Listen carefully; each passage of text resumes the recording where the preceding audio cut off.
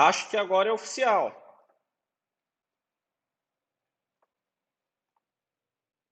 Acho que agora não vai dar mais problema. Pessoal, eu abri a live na rede errada. Tava numa rede de Wi-Fi nada a ver aqui.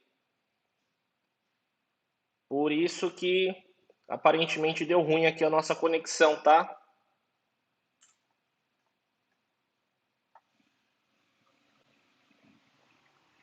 Mas tá dando uma travadinha de leve ainda, né?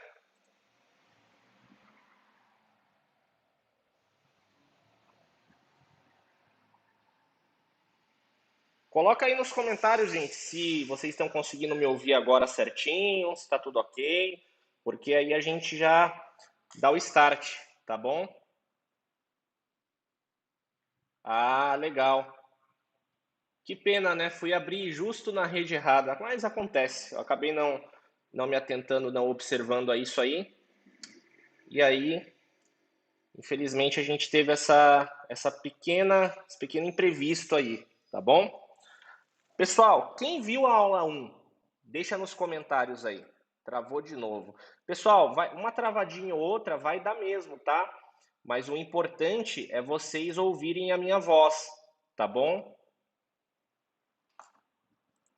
O importante é vocês conseguirem ouvir a minha voz. Se vocês conseguirem ouvir, tá perfeito. Os materiais que a gente vai liberar vai estar lá no grupo, tá? Então, caso trave alguma coisa, vocês vão ter esse acesso aí depois, tá? Eu vou pedir para desconectar aí, viu, equipe? Vai ser melhor porque tá puxando.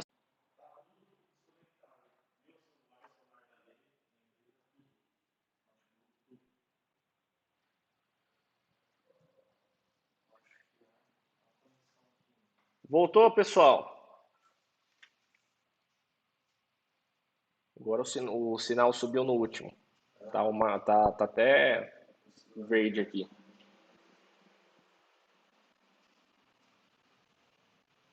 Voltou. É, estão falando que voltou. Legal. Beleza, eu tô acompanhando vocês aqui pelo meu celular também, tá, gente? Meu Deus, que perrengue, né? Caramba, que perrengue. Se você puder jogar de novo o link lá, Léo, por gentileza. Então é isso, pessoal. 5 minutos de live já, né? 5 minutos perdidos. Então, quem não está presente não vai ver os conteúdos aí que a gente preparou. Cadeia de custódia, olha só, ó, a Gleice colocou aqui, cadeia de custódia, conjunto de todos os procedimentos utilizados para manter e documentar a história cronológica do vestígio coletado em locais ou em vítimas de crimes. Olha só que sensacional. Fez a lição de casa. Não vou esquecer de você, vou até printar aqui, Gleice. Show de bola. Pessoal, então vamos dar continuidade à nossa aula, tá? Primeiramente, sejam todos bem-vindos. A gente teve aqui um pequeno imprevisto técnico, não é para acontecer, porém acontece, né? Então peço desculpa para vocês aí que ficaram esperando e a gente vai dar continuidade ao conteúdo de ontem, onde nós estamos abordando todas as esferas desse mundo das ciências mortuárias. A gente deu uma boa pincelada, mais do que eu esperava, inclusive, né, no profissional aí auxiliar de necrópsia. Mostrei procedimentos, falei um pouquinho, inclusive, da perícia, mas assim, bem pouquinho mesmo, só o conta-gotinhas. E hoje a gente vai falar sobre a papiloscopia, mostrarei muitos procedimentos que vocês não verão em outro lugar. E vou falar também hoje do perito criminal, se der tempo, tá? Então, a gente vai ter que acelerar um pouquinho essa aula aqui para ficar legal, para ficar bacana e vocês não perderem nada, tá? Então vamos lá.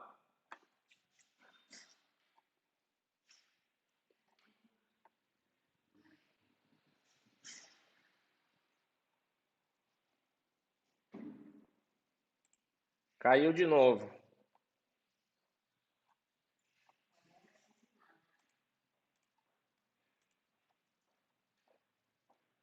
Vermelho, amarelo, verde. Tá uma oscilação braba aqui.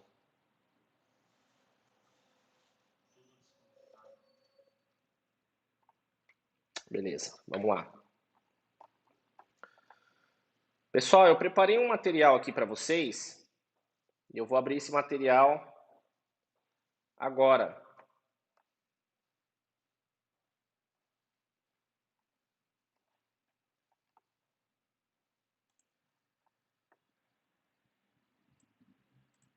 Vamos lá. Perito criminal e papiloscopista. Estou abrindo aqui.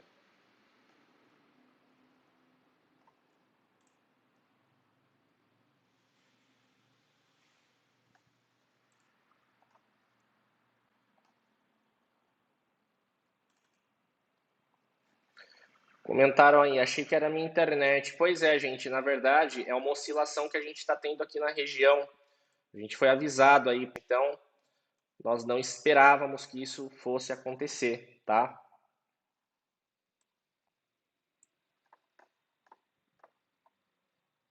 Bom, pessoal, a papiloscopia, tá? Ela é uma ciência e ela começou a ser usada aqui no Brasil a partir de 1903, tá? Por um cara chamado Félix Pacheco. Esse cara, ele era o chefe do gabinete de identificação lá do estado do Rio de Janeiro, tá? Mais uma vez eu vou falar para vocês aqui, gente, por mais que a minha imagem trave, não tem problema, o importante é vocês ouvirem a minha voz, tá? Os outros materiais depois eu vou liberar lá, vocês vão ter acesso, não vão ficar sem nada. Então, esse cara, o Dr. Félix Pacheco, ele era chefe do gabinete lá do estado do Rio, tá? E o que acontece? O método de identificação, até então, né? Então a gente está falando aí de 1903, né? Então faz muito tempo, tem cento e tantos anos.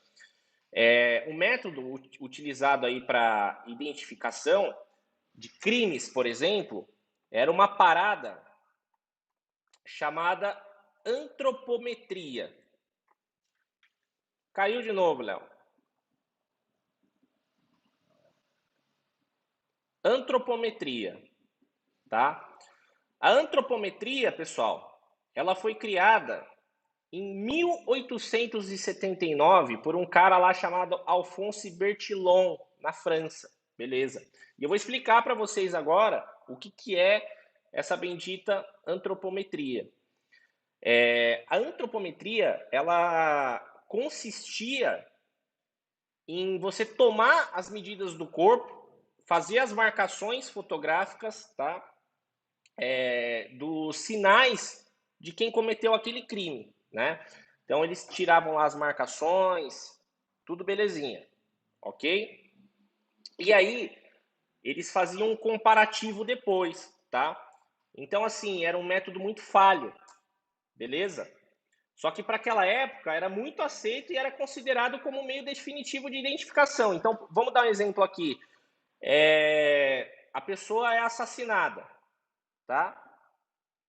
Aí eles vão lá e eles acham uma pegada na lama de um sapato número 40, por exemplo.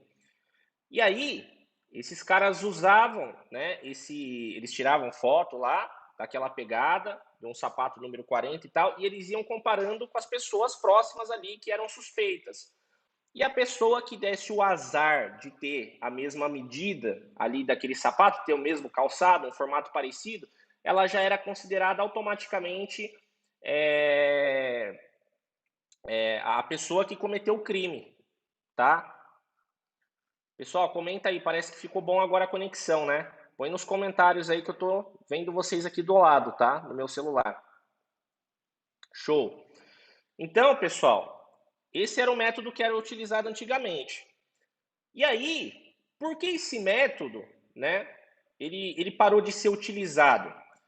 Porque deu ruim, né? Imagina, a pessoa é assassinada e aí tem lá a pegada e de repente, por uma coincidência, o meu sapato é parecido com a marca de sapato lá daquela pegada e eu não cometi o crime.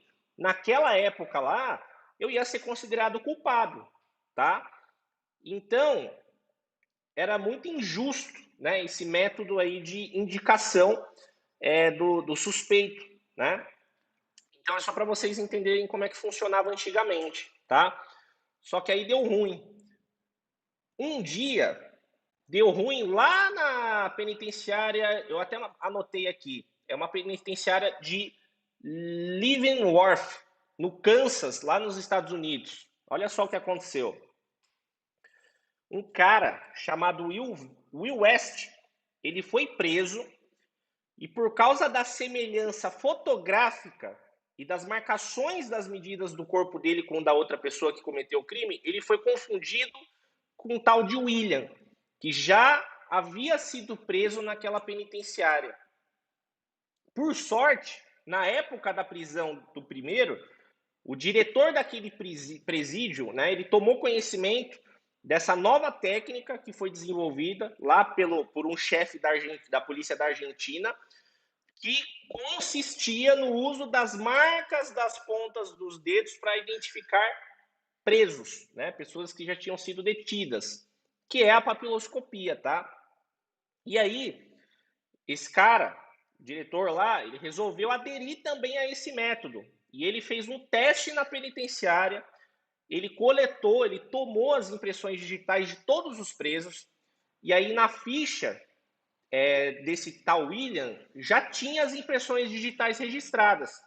E aí esse cara que foi preso, né, o tal do Will West, o diretor ele verificou que as duas digitais eram diferentes. Ele falou, pô, mas a digital desse preso aqui, que já foi preso, que a gente já tem aqui a digital, não é a mesma pessoa, mas os caras eram tipo sósia, né? E aí, esse fato, né, que aconteceu mostrou que a antropometria ela não era precisa, ela não era um método conclusivo de identificação, mas sim um método auxiliar, tá? E a partir desse fato, a identificação por meio das impressões digitais, ela começou a ser usada no mundo todo, beleza? Até aí deu para entender? Vocês conseguiram entender que deu ruim e tal? Eu só estou contando uma breve história de como que surgiu essa parada aí da papiloscopia, tá? Joga aí nos comentários se tá beleza agora, pessoal. Parece que a conexão estabilizou. Então, gente, a papiloscopia, ela é um método técnico-científico de identificação humana por meio das impressões papilares, ou seja, é uma reprodução dos desenhos encontrados nas papilas dérmicas palmares, tá? Das mãos e plantares, que são dos pés. Pô, Rodrigo, a gente tem essas marcas aí papiloscópicas nos pés? Sim, nós temos, tá? Então, não é muito comum, mas é necessário, né? Dependendo do caso, fazer essa coleta das papilas plantares, beleza? E aí, é um método comparativo entre uma impressão papilar de autoria desconhecida em relação a outra já conhecida. Ou seja, acontece um crime, tá? Eles vão lá e eles vão tentar. Acredito que a maioria do pessoal que está na live aqui seja provavelmente do estado de São Paulo. Não tenho certeza, né? Eu vi que teve muita gente que falou aí que é de outros lugares. Aqui, pessoal, ficou obrigatório no estado a gente fazer as digitais. Essas digitais, elas são processadas e elas ficam num banco de dados. Então, se eu cometer um crime e eu deixar por um descuido a minha digital exposta, né, seja pegando num copo, enfim, os caras vão coletar essa digital, aí eles vão cruzar no sistema e vai acusar que sou eu, tá? Caiu de novo.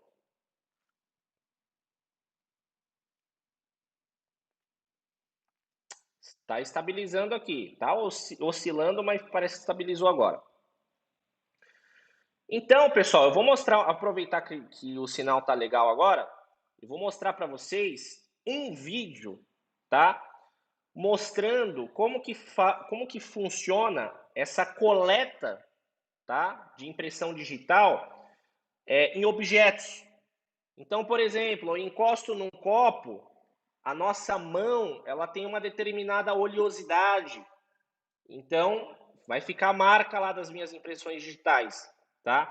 E aí existe um método que foi desenvolvido pela polícia, né, papiloscópica, pela perícia, aliás, papiloscópica, para conseguir tirar, por exemplo, encosto no copo, ficou marcado lá, para tirar aquela impressão do copo e passar ela, né, para que o pessoal lá da Polícia Científica faça esse cruzamento de dados, beleza? Eu vou mostrar para vocês agora como funciona isso.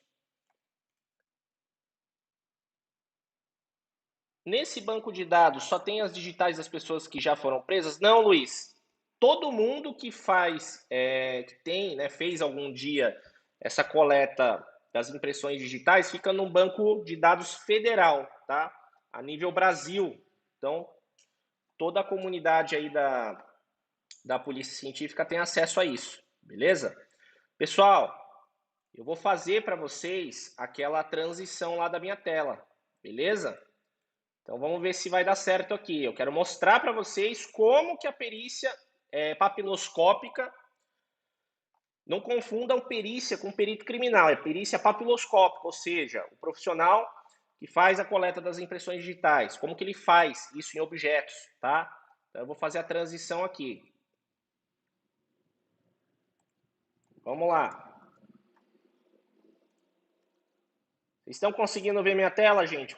Joga aí nos comentários. Rô, consigo. Para eu botar o vídeo para rodar aqui. Confirmem aí, gente, se está tudo bem.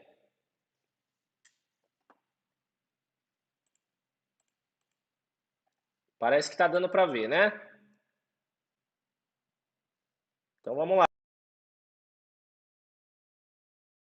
De como funciona essa coleta.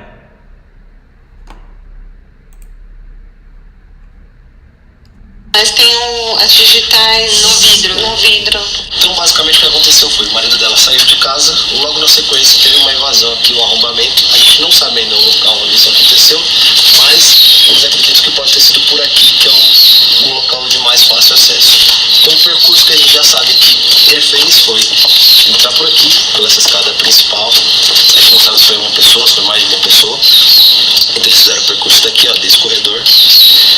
E ali a gente vai chegar na sala principal que dá acesso para casa. Essa porta aqui é a principal. Teve arrombamento. Então você pode ver aqui, ó. A porta toda destruída. Você pode ver aqui dentro. Ó. Pelo que a gente sabe, tem uma marca no espelho ali que a própria dona da casa não limpou para ver se ele ficou na investigação. E a gente vai ver agora se dessa marca a gente consegue colher as digitais.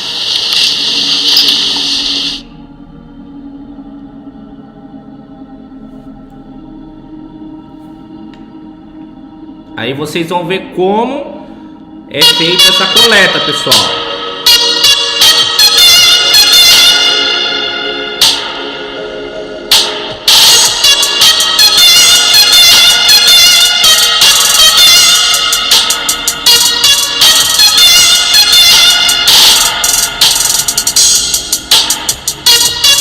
Então já estou fazendo a coleta de impressão digital aqui.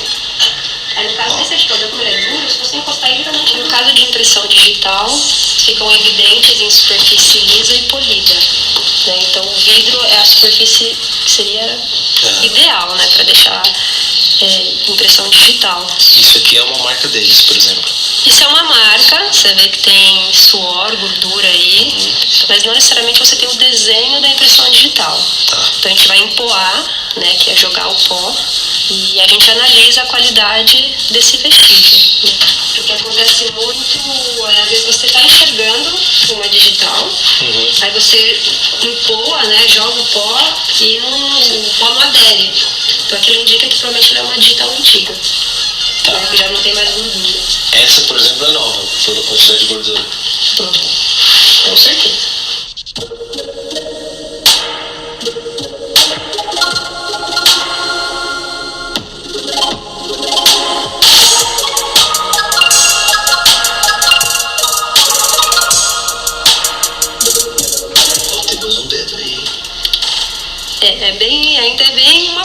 dividido, né? Tá vendo que aqui é um borrão e só aqui em cima tem linha.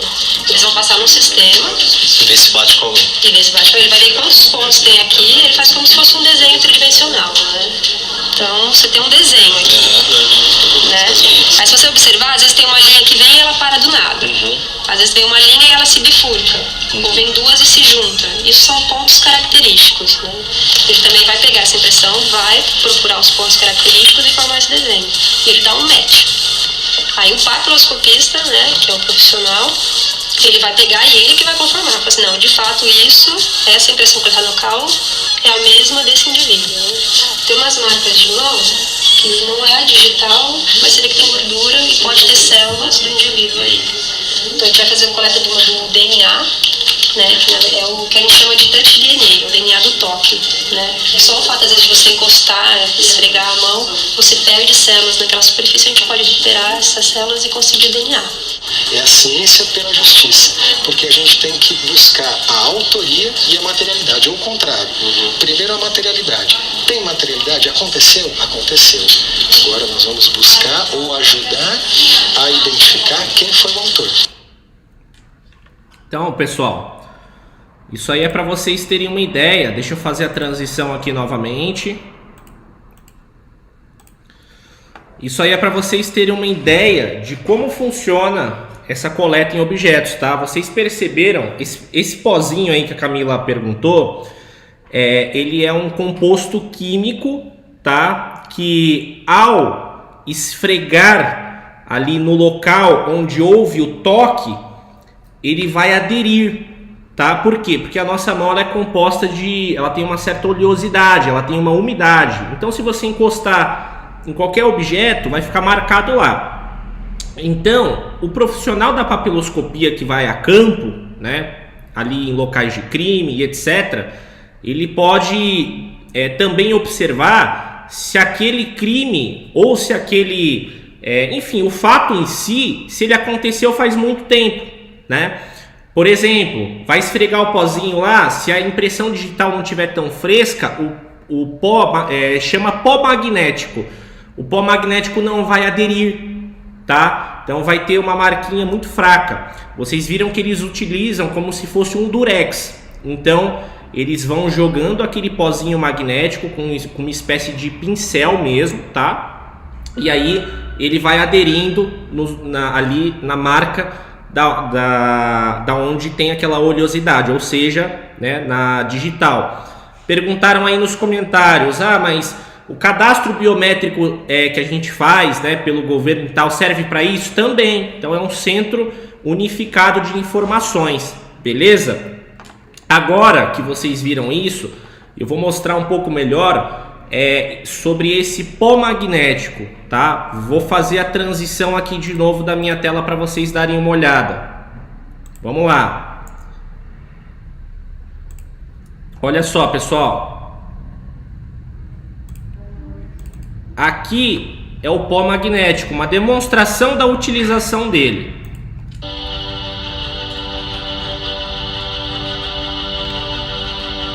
Digitais, padrões gerados de uma superfície pelo contato com os dedos.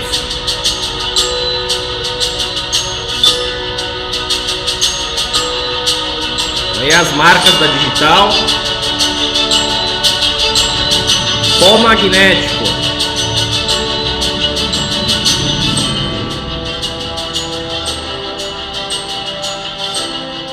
Aí é os componentes, tá? Óxido de ferro e aditivos. Aqui é o exemplo de uma taça.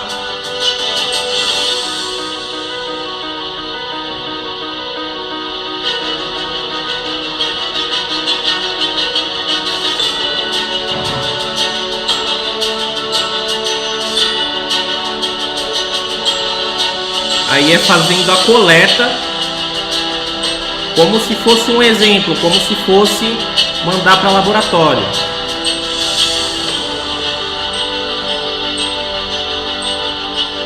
E aí vem a comparação para tentar fazer a identificação.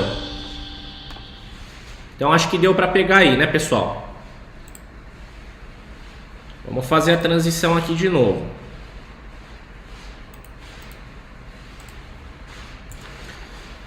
Gente, vocês observaram que na hora que é feito essa coleta, né, na hora que é passado o pó magnético, vocês viram que eles colocam como se fosse um durex, e aí eles colocam aquela marca num vidrinho, né, como se fosse um vidrinho mesmo. Aquilo lá se chama lâmina, tá? É lâmina de laboratório mesmo. Inclusive em farmácia vende, né? Geralmente é para fazer análise microscópica, tá? Então o pessoal coloca lá nos microscópios para fazer algum tipo de análise, beleza?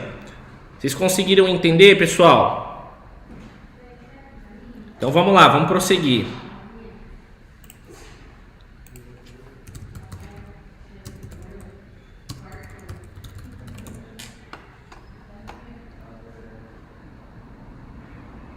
Perguntaram aqui nos comentários, Pamela, uma marca de boca e uma xícara também dá para identificar? Dá para identificar. É possível fazer essa identificação, tá? Então vamos lá. Pessoal, a papiloscopia, ela não é feita só em cena de crime, tá?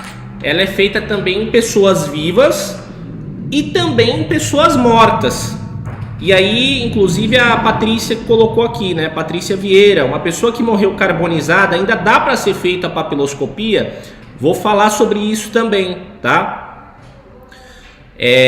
No caso, pessoal, a papiloscopia pode ser feita também em pessoas mortas, tá? E uma curiosidade, o dedo mais fácil de coletar a digital é o polegar, tá? Nosso dedão, por causa da sua dimensão mais larga, né? Só que o pessoal da papiloscopia não chama isso de polegar, nem de dedão, né? E eles chamam isso de quirodáctilo. Pô, Rodrigo, que nome esquisito, mas é esquisito mesmo, tá? É quirodáctilo o nome. Se vocês derem uma pesquisada aí no Google, vocês vão conseguir ver alguns termos técnicos também, tá? Então vamos falar um pouco mais dessa identificação das papilas dérmicas, né, em pessoas mortas. Vamos dar alguns exemplos aqui práticos para vocês. Vou inclusive colocar alguns estudos de caso, beleza? Pessoal, o que acontece? Nós temos um índice aí brasileiro que eu não lembro de cabeça agora, tá? Mas tem uma porcentagem de pessoas que elas não são identificadas de primeira, né? Seja porque a pessoa desfigurou ou de repente foi fruto, né, do crime organizado, né?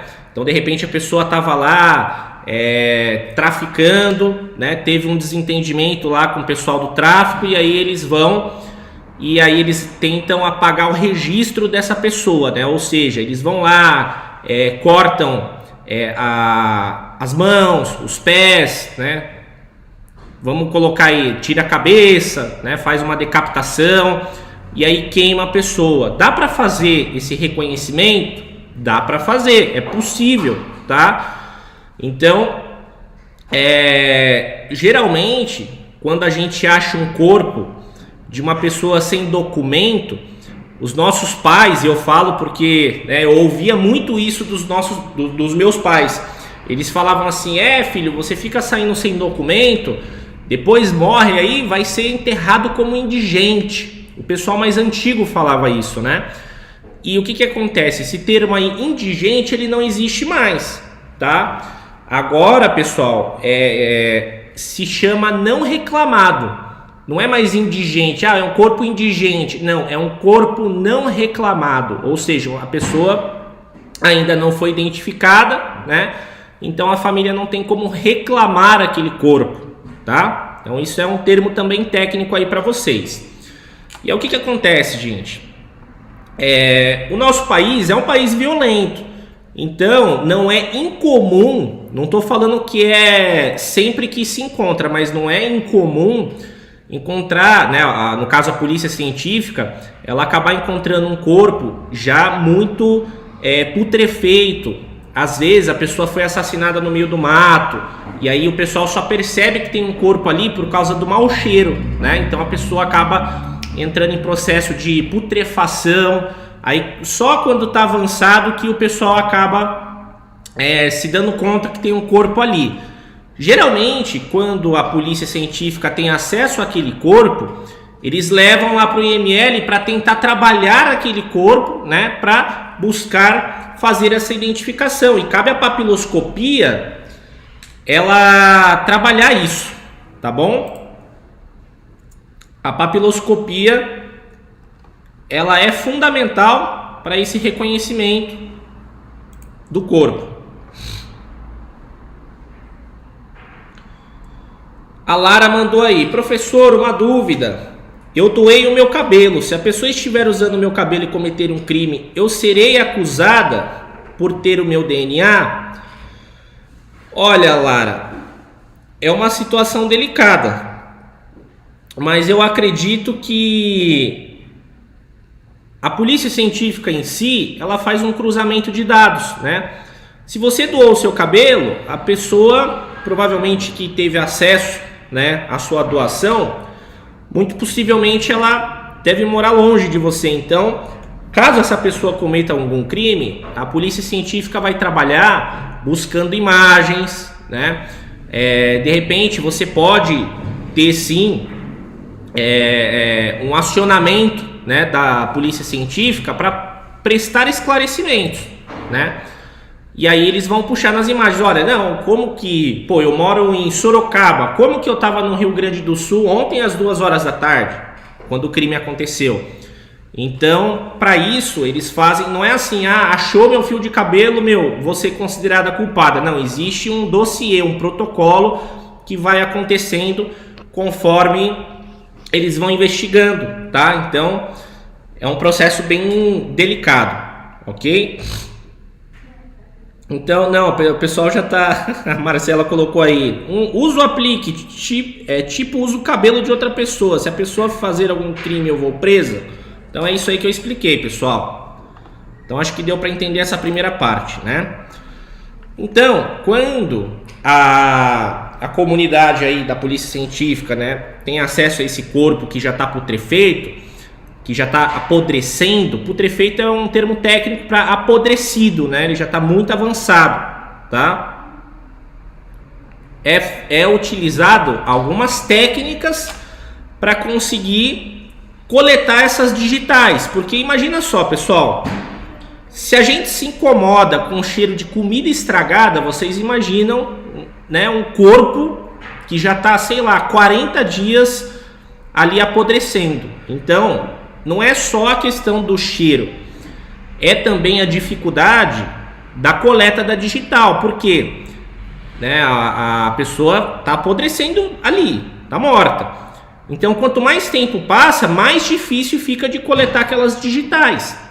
Se a pessoa estiver num ambiente, por exemplo, aberto, né, a céu aberto, um terreno baldio, próximo de um rio, ainda tem mais um agravante. Ela pode acabar desenvolvendo fungos nas papilas dérmicas, tá? Então esses fungos, eles atrapalham a coleta da impressão digital. E aí os profissionais, eles têm várias técnicas, tá, para conseguir fazer essa identificação. Eu vou mostrar para vocês agora, gente, um estudo de caso, tá? Esse estudo de caso que eu vou mostrar agora é da perícia papiloscópica lá do Rio de Janeiro. Esse procedimento ele foi feito pelo Marcelo Roriz. Forte abraço, ele é um profissional aí da papiloscopia lá do Rio de Janeiro, da perícia papiloscópica. E aí eu vou explicar para vocês agora. Esse caso, esse estudo de caso que eu vou mostrar para vocês é de um corpo que já estava em estado avançado de putrefação. E aí foi utilizada uma técnica que se chama calçamento de luva epidérmica para tentar avançar com a identificação. Rodrigo, o que é essa parada aí que você está falando? Eu vou mostrar para vocês na prática aqui. Vou dar um zoom aqui e vou fazer a transição aqui da minha tela. Vamos lá. O pessoal que está... Aliás, o pessoal não. Tem uma pessoa falando que o sinal tá ruim. Não é mais o meu sinal, tá? Então provavelmente é o teu sinal aí que está oscilando. Vamos fazer a transição aqui, gente. Ó. Então aqui dá para ver o estado que esse corpo tá. Observem aí na imagem, ó. Chega a estar totalmente inchado. Esse inchado, pessoal, é fruto dos gases, tá? Olha só, o estado que estava a mão dessa pessoa, totalmente putrefeito. A nossa pele, gente, ela é composta de camadas, tá? Epiderme, derme e hipoderme. Então aqui a gente já vê que está tendo um desluvamento natural, né? Olha só a situação. Vocês estão conseguindo enxergar legal, pessoal? Depois eu vou colocar as imagens lá no grupo, tá? Olha só. A gente consegue identificar nessa imagem que tem até larvas aqui.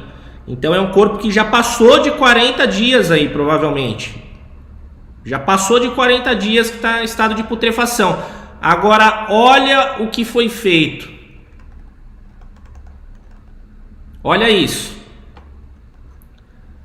Vocês estão percebendo que é um ferro aqui? Ó, o profissional da papiloscopia fez um procedimento de desluvamento. Esse é o nome mesmo, tá? Desluvamento. Colocou aqui para fazer a identificação. Vou mostrar um outro procedimento para vocês agora. Aliás, vou mostrar dois procedimentos.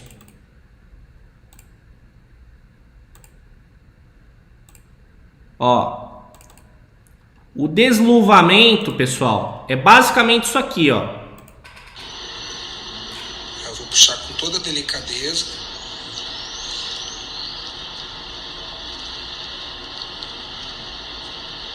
Aqui, ó. Consegui puxar inteiramente a epiderme com os pontos dos fungos.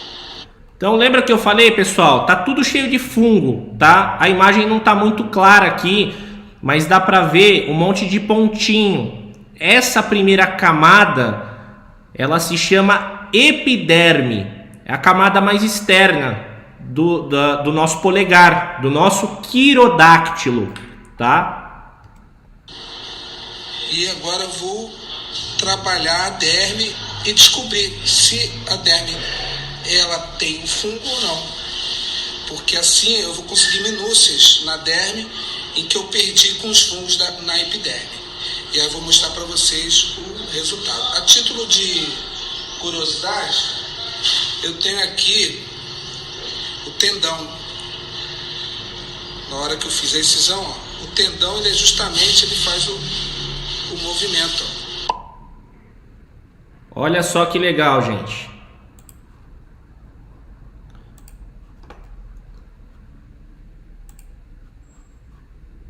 Vamos fazer a transição aqui de novo. Então, nada é impossível. Cabe ao profissional da perícia papiloscópica ele ter habilidades, né, para conseguir fazer essa identificação. Eu ouvi de uma perita uma vez que ela falou assim: olha, não existe crime mal resolvido, né? Não existe crime que a pessoa, a Patrícia colocou aí, deve dar um trabalho danado. Então não existe crime não resolvido, tá? O que existe é mal investigado ou procedimentos mal executados, beleza? Se eu tinha dúvida do que eu queria, agora eu tenho certeza. A papiloscopia, gente, ela é sensacional, tá? E aí eu preciso falar para vocês o seguinte, existem duas categorias, né, da papiloscopia. Tem o papiloscopista também da Polícia Civil, que aí é concurso nível médio, e tem também o papiloscopista da Polícia Federal. E aí o salário, se não me falha a memória, acho que é mais de 22 mil, tá? E aí, o que difere um do outro além da escolaridade? Lembra que eu falei, profissionais da Polícia Civil, eles lidam com crimes. Já o pessoal da Polícia Federal, eles lidam com outros crimes da esfera governamental, né? Então, de repente, entraram lá, por exemplo, numa caixa econômica, aí depende muito se houve envolvimento de algum servidor público, tá? Se houve envolvimento de um servidor público, não é a Polícia Civil que investiga, tá? É a Polícia Federal. Eu vou dar um exemplo prático aqui para vocês. Vocês devem lembrar o caso aqui, por exemplo, daquele escândalo que a gente teve aí, daquela época da Odebrecht, né? Então, repasse de valores indevidos, propina e etc, né? Suborno a agentes públicos aí que fazem parte, né, do nosso governo, da política. Então, é o perito, por exemplo, criminal civil que vai investigar? Não é o federal, tá? Então, existe essa diferença. Beleza? Deu para entender, gente? Põe nos comentários aí se está esclarecido até aqui. Então, vamos lá. Pessoal, corpo carbonizado. Ana Paula jogou aí. Papiloscopia da Civil tem que ter um ensino superior? Não. Precisa só do ensino médio completo, tá bom? Só ensino médio completo já é necessário, já é suficiente. E aí tem gente que às vezes fica com dúvida também, né? Fala assim, pô, Rodrigo, mas legal, é nível médio, mas como é que eu vou aprender esses termos técnicos? Como é que eu vou aprender, né, a fazer essas coletas, a executar esses procedimentos?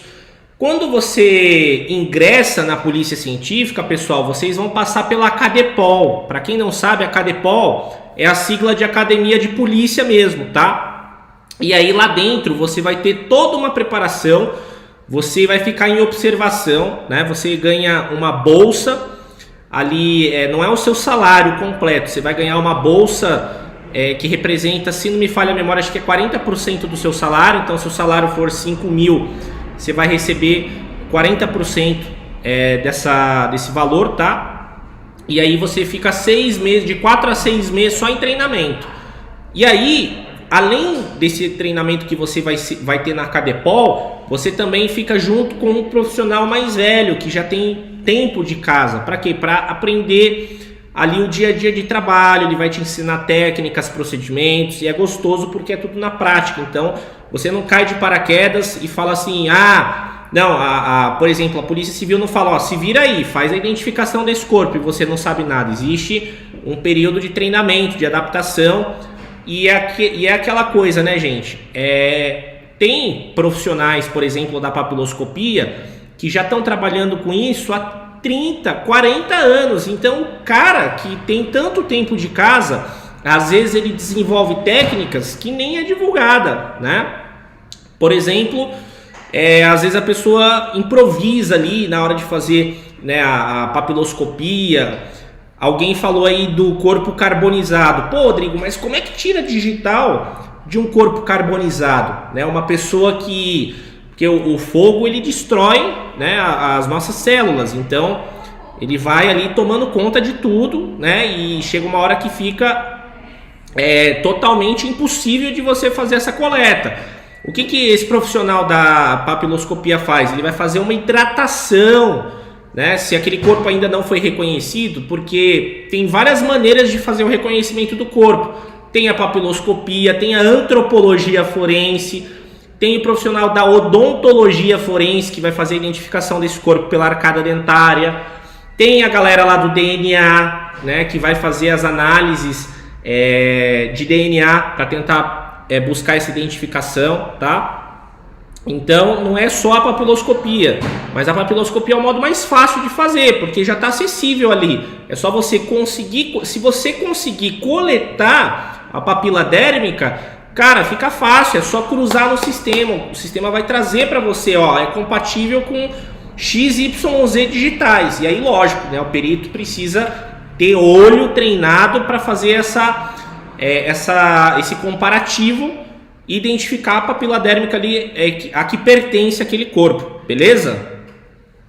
Tem a Ana comentou aí, tem a fotografia pericial, tem também, tá? Então existe essa esfera também, beleza? Então vamos lá. Eu vou mostrar agora para vocês, gente, um outro estudo de caso, que eu acho que eu nem posso chamar de estudo de caso, onde uma profissional da perícia, aliás, da papiloscopia, da perícia não, da papiloscopia, ela, aliás, está fazendo a coleta de um corpo justamente carbonizado. Vou colocar um trecho aqui para vocês, tá? A Ana, deixa eu ver aqui, aliás, a Patrícia. Ela comentou aqui, eu lembro que o auxiliar de necrópsia tem porte de arma, o papiloscopista também tem? Tem, Patrícia. Todos esses caras que eu estou mencionando aqui têm porte de arma, eles são policiais, tá? Só que são policiais pertencentes à área científica, né, que vai prestar contas aí para a justiça, beleza? Então eu vou fazer a transição da minha tela aqui, pessoal, para vocês darem uma olhada nesse corpo carbonizado, tá? Olha só.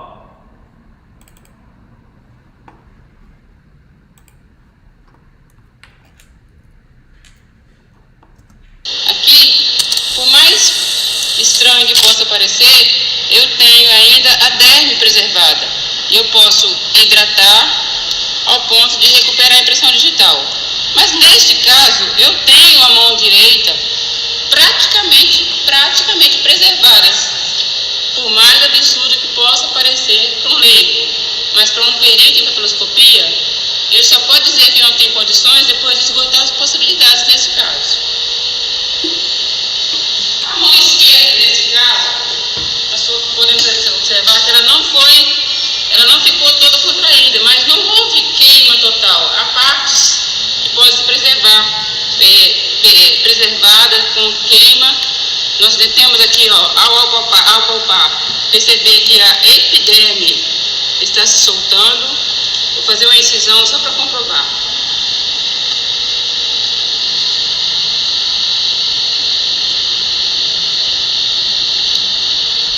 Olha só, pessoal, o procedimento aí de desluvamento que eu falei.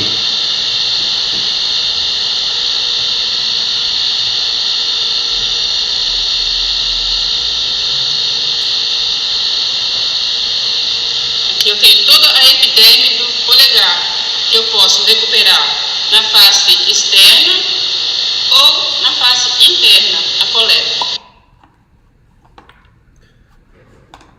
O que a gente conclui vendo isso?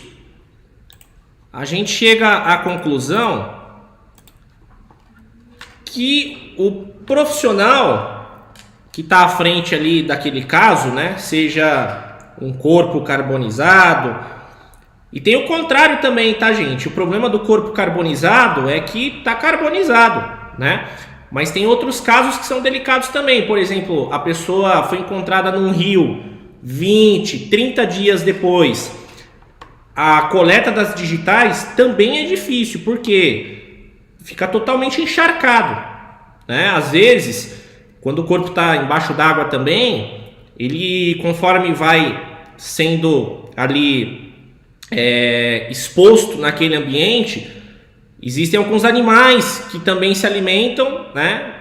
Crustáceos, peixes mesmo, né? Que podem se alimentar daquela carne que está em apodrecimento. Então, um crustáceo pode tirar um pedacinho aí da digital. Pode acontecer, não é impossível, tá?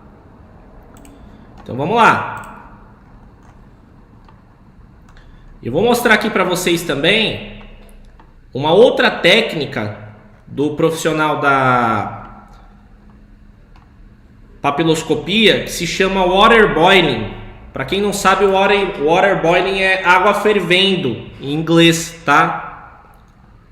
Patrícia, o pé também tem digitais? Tem. Tem sim, Patrícia. Então vamos lá. Por exemplo, gente, um corpo que está embaixo d'água, né? Esse corpo, ele vai estar com provavelmente as digitais encharcadas. Essa técnica do water boiling, o que ela consiste? Ela consiste em pegar o quirodáctilo ou... Isso, Maria, muito e demasiado, exatamente. Então, ela consiste em pegar ali a digital e aí, na água fervendo, você mergulha, deixa 3 segundos e tira. O que vai acontecer? Vai eriçar as papilas dérmicas, tá? Elas ficarão eriçadas. Por quê? Quando você deixa a mão muito tempo, por exemplo, você está numa piscina, você vai perceber que fica inchado, né? Você perde um pouco o tato, não fica tão em evidência suas papilas dérmicas, né? Então, colocar na água fervente traz mais uma normalidade, beleza? Vou mostrar aqui o procedimento para vocês aqui. Vamos fazer a transição da tela.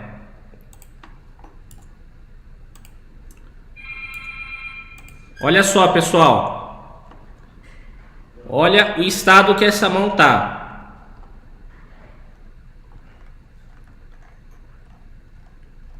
Foi retirado o quirodáctilo com uma incisão, foi cortado, foi imerso na solução e aí eles conseguem fazer a retirada, tá? Olha o estado, por exemplo, desse quirodáctilo aqui. Vocês percebem que tá, além de estar encharcado, tá em processo de decomposição também. Beleza?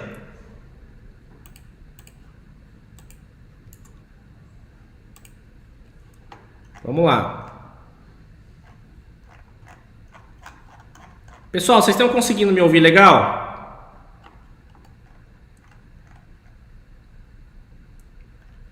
Bom, vamos prosseguir aqui. Comentários aqui. Mundo da Aninha. Fala, meu amigo professor. Vou acompanhar aqui do trabalho. Denilson. Denilson, bem-vindo, viu? Obrigado por estar acompanhando.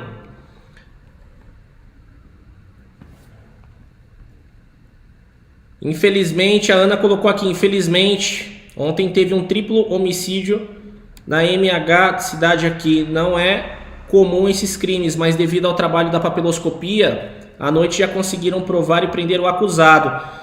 Pois é, pessoal, a papiloscopia ela também pode ser utilizada em catástrofes, tá? De repente, um deslizamento de terra, né, um acidente, por exemplo, muito grave, né, que nem teve esse acidente aí com ônibus, né, uns meses atrás, que acho que mais de 20 pessoas foram a óbito. Então, é um trabalho que a papiloscopia vai estar encarregada, né, de fazer esses reconhecimentos, beleza? Tô lendo os comentários de vocês aqui.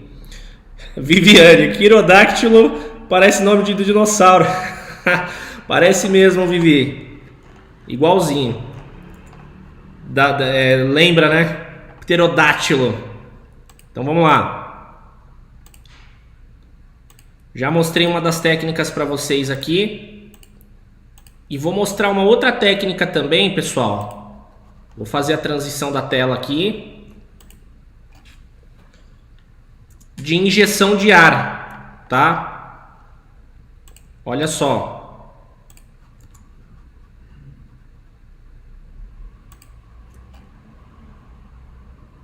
O termo é uma técnica de regeneração plástica da polpa digital com injeção de ar. Olha só.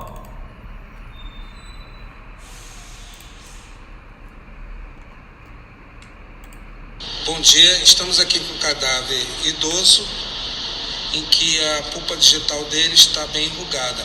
Então a gente vai usar a técnica de injeção de ar com agulha hipodérmica. A melhor técnica, a técnica desenvolvida pela endoscópica do Instituto Félix Pacheco no IML Capital, é que a gente faz a injeção de ar meio centímetro abaixo da prega interfalangiana. Você primeiro localiza a prega interfalangiana e aí você vai perfurar aqui, ó, meio centímetro abaixo. E aí inflar a polpa digital. Totalmente inflado, pessoal. Olha que interessante. Por que isso? Porque no Rio de Janeiro, a coleta feita pelo Detran, eles exploram muito essa parte abaixo da prega interfalangiana. Então você vai conseguir achar pontos característicos nessa. Vamos colocar a segunda parte do vídeo aqui. Vamos lá. Essa parte aqui, meio centímetro abaixo da prega interfalangiana. Há papiloscopistas que usam água, glicerina ou qualquer outro meio líquido ou agoso, mas aqui nós desenvolvemos com ar, porque se for com líquido, você vai perder um pouco mais de tempo, porque vai ter que pegar um esparadrapo para vedar o orifício feito pela agulha. Com ar você não precisa usar desse artifício. Boa tarde. Olha só, gente. Como fica? Olha essa foto. Lá ele mostrou que a aplicação, tá até aqui, a aplicação de ar deve ser feita meio centímetro abaixo da prega interfalangiana. Então, exatamente aqui, ó. Tá vendo que tá esse espaço? Aqui ele tá mostrando aonde ele fez a aplicação da agulha hipodérmica. Bem aqui. Beleza? Então, o resultado da digital é esse. Praticamente perfeito. Beleza? Então aí, ó. Nós temos também, pessoal, uma outra técnica. Deixa eu fazer a transição aqui.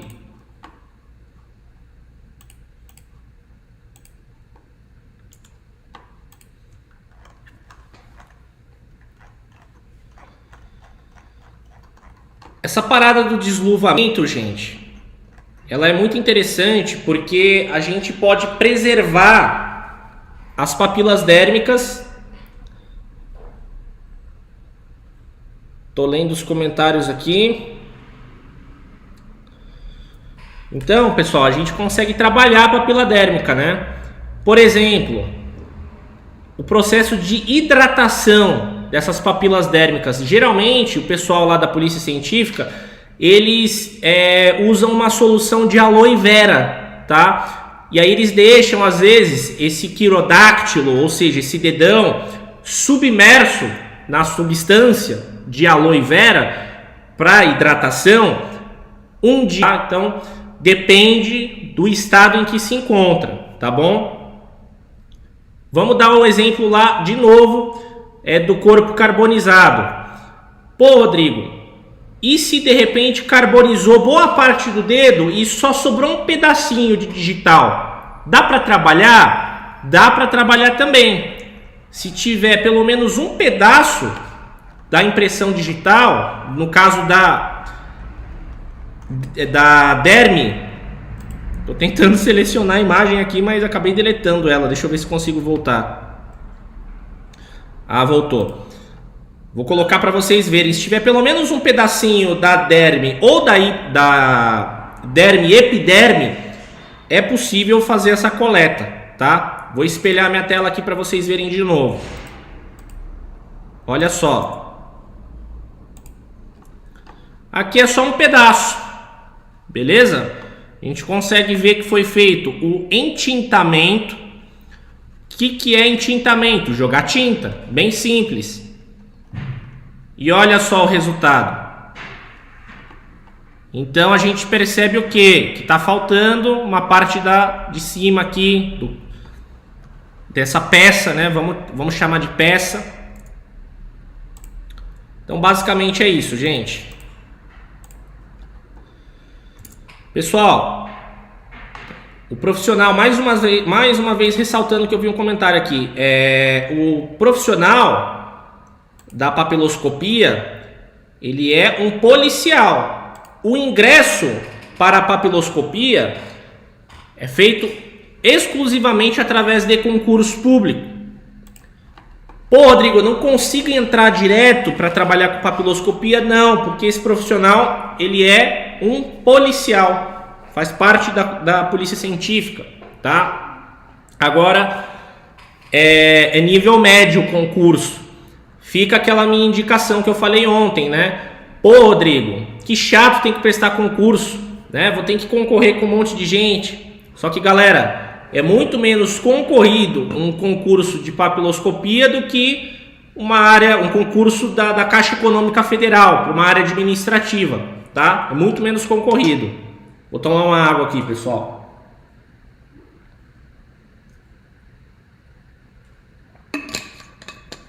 Eleni colocou aí, parabéns, ultrapassou minhas expectativas. Obrigado, Eleni. Vamos falar agora, pessoal, do perito criminal. Beleza?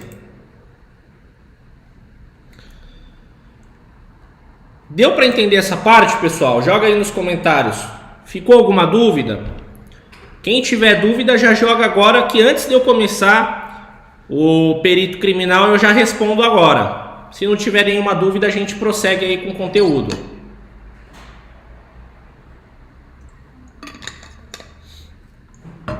A Gerlânia colocou aí, pessoas que perdem as digitais, é mais difícil para fazer esse tipo de exame?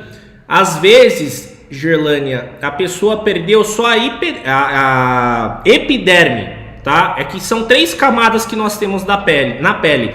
A derme, epiderme e hipoderme. A hipoderme já é a área gordurosa ali que não tem mais impressão digital. Então as digitais, ela fica só na derme e na epiderme. Então a epiderme é essa camada externa aqui que a gente tem acesso, a gente consegue tocar. Já a derme é a de baixo, beleza? Então às vezes a pessoa não tem a digital, mas é só da epiderme, mas lá embaixo na derme, na segunda camada, ela tem. Então dá para coletar a digital mesmo assim, num caso de óbito, num caso de morte, tá? Então é isso. Vamos lá, para trabalhar em SVO também é necessário concurso. Tem as 2 categorias, Lúcia. Tem a galera que trabalha em... Depende, né? Se for hospital público, o SVO... Se for hospital público, o SVO é concursado. Se não for, aí você consegue. Só que geralmente, para SVO, eles pedem enfermagem, né?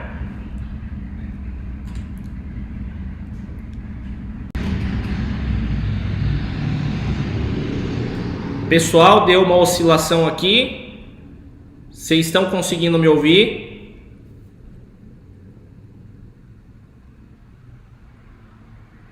Tá tranquilo, pessoal? Legal. Eu vi que deu uma alteração na rede aqui, mas ok. E é isso. Vamos prosseguir agora, galera?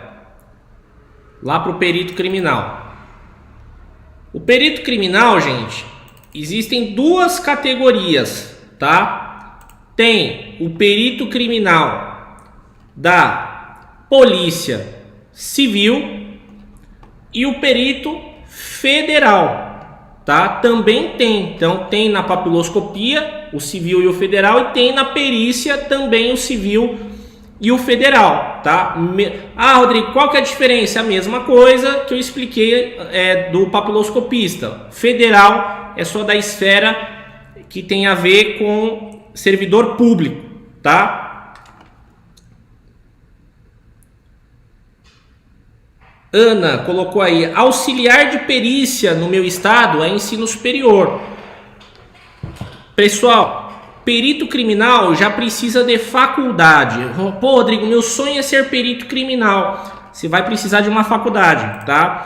Só que tem muita faculdade por aí que tá vendendo um tal curso, e esse curso, ele tá ficando famosinho, tá? Ó, vou falar de um assunto polêmico agora. Mas como eu estou aqui com a função de alertar vocês, de ensinar vocês, transmitir o meu conhecimento, eu preciso avisar. Tem um curso superior aí, e eu esqueci o nome dele. Vamos colocar aqui no Google rapidinho. Investigação forense, se eu não me engano, e perícia criminal. Deixa eu confirmar se é esse nome aqui. Faculdade em investigação forense e perícia criminal, ou investigação e perícia criminal, ou forense e perícia criminal, enfim, esse nome aí, tá? Tem muita faculdade que está vendendo essa graduação,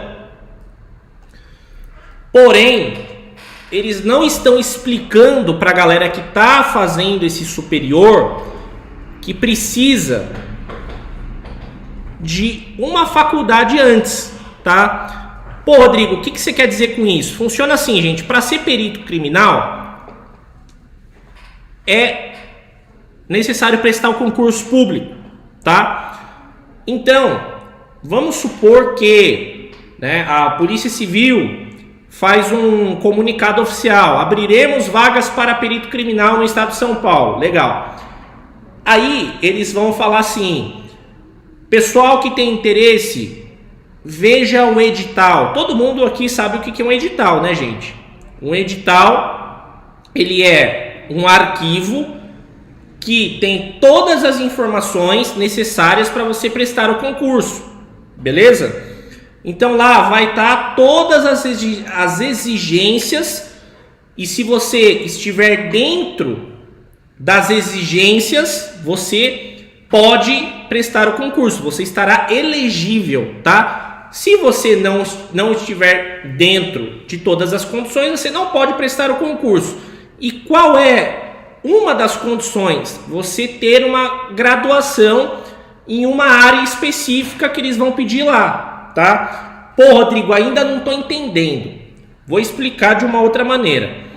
Imaginem, pessoal, que eles estão precisando de um perito criminal para investigar crimes na esfera digital, ou seja, internet, tá? Eles vão investigar, de repente, uma pessoa aí que é um estuprador, por exemplo, que tem o costume de entrar em bate-papos, beleza?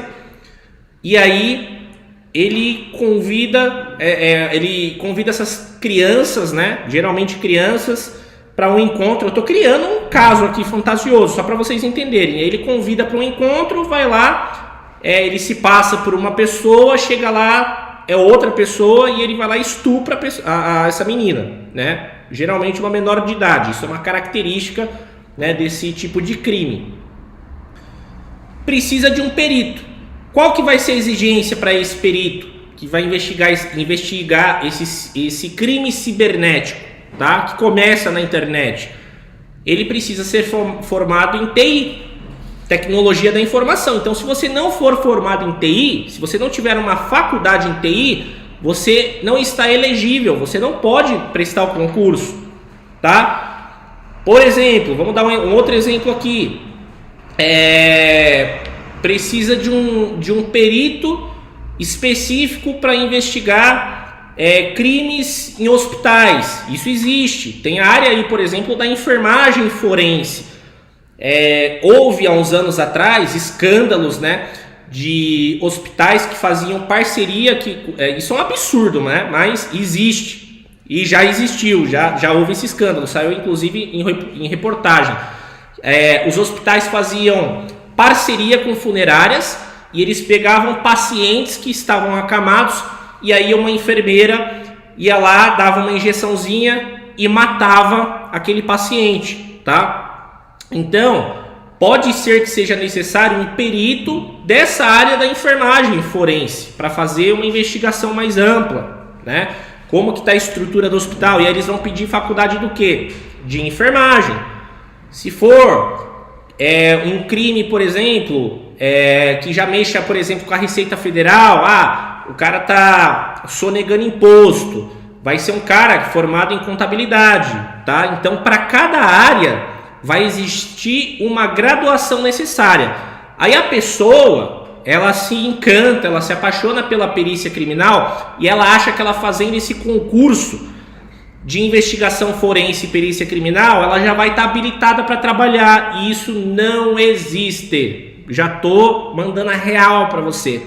Essa faculdade não vai, ela não é que ela não serve para nada, tá? Entendam o que eu quero dizer. Ela vai te preparar, sim, para você entender sobre a área forense, para você ter um domínio de vários procedimentos que são praticados muitas vezes na Polícia Civil. Mas ela não vai servir como titulação para você prestar o concurso público. Pessoal, confirma nos comentários. Deu para entender o que eu comentei aqui agora?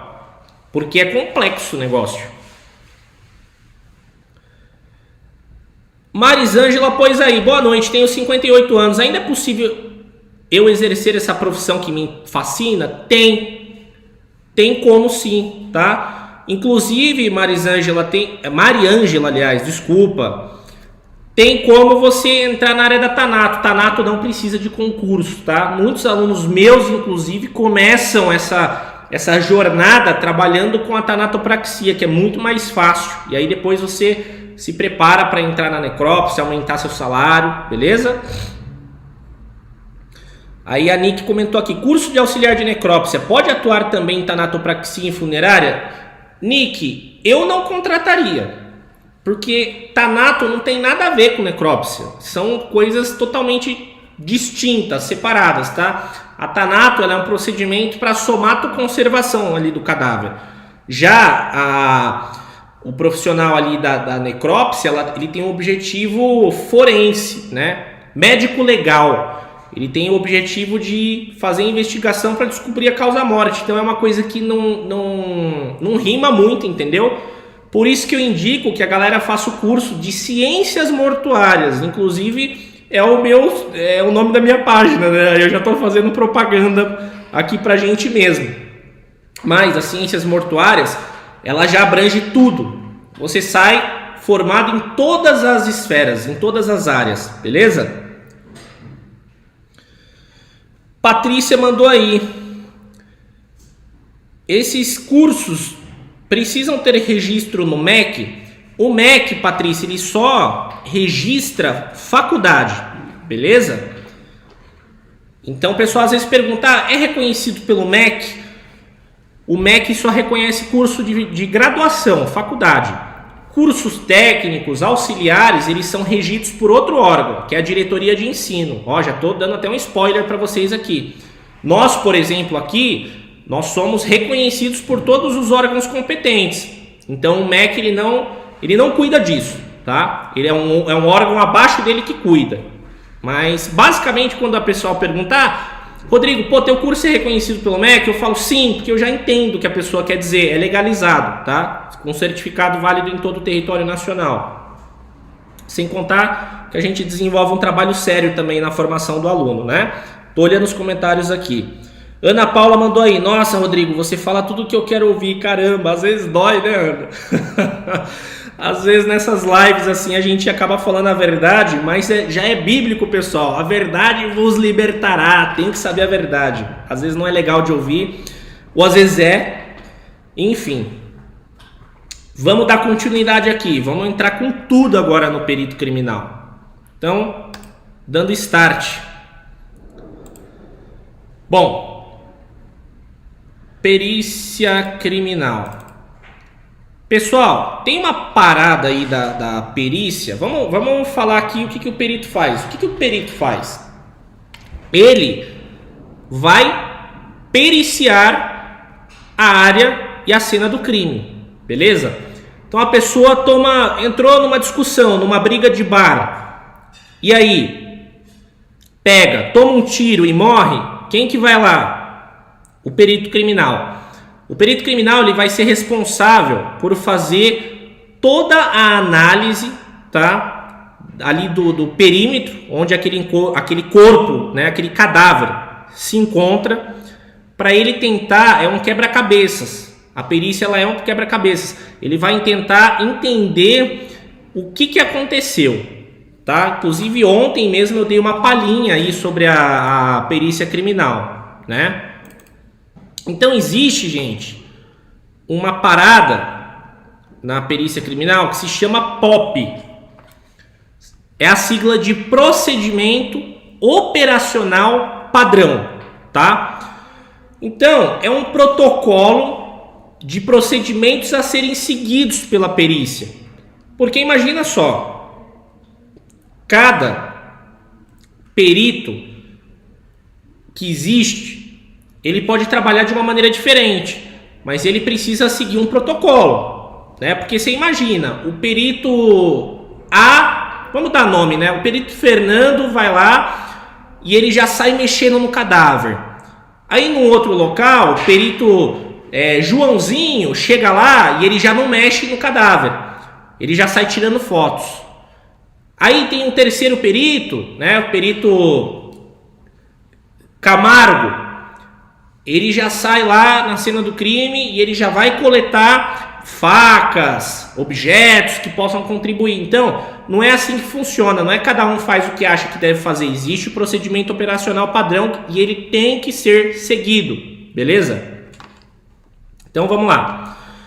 Nesse protocolo, gente, o pessoal, no caso os peritos, eles têm lá desde material de apoio para os testes que esses peritos vão fazer, até quais os EPIs. Opa, para você que não sabe o que é EPI, é equipamento de proteção individual, que devem ser usados, e tem lá nesse procedimento padrão também o que ele vai fazer com esses materiais, né? Vamos supor que o cara acha um monte de bala no chão.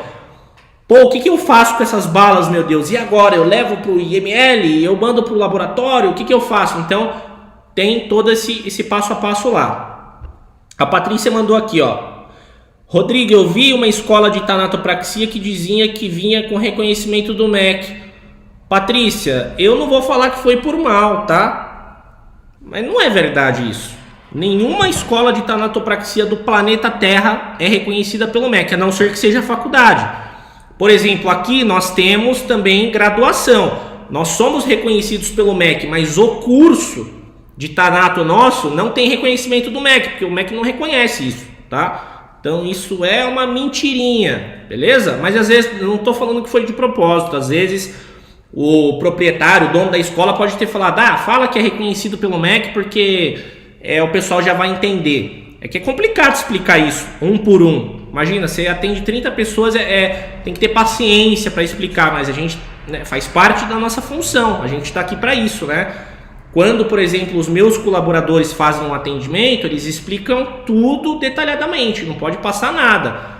É reconhecido pelo MEC? Os meus colaboradores são treinados para explicar que o MEC não faz esse tipo de reconhecimento, é necessário, isso é ética, tá?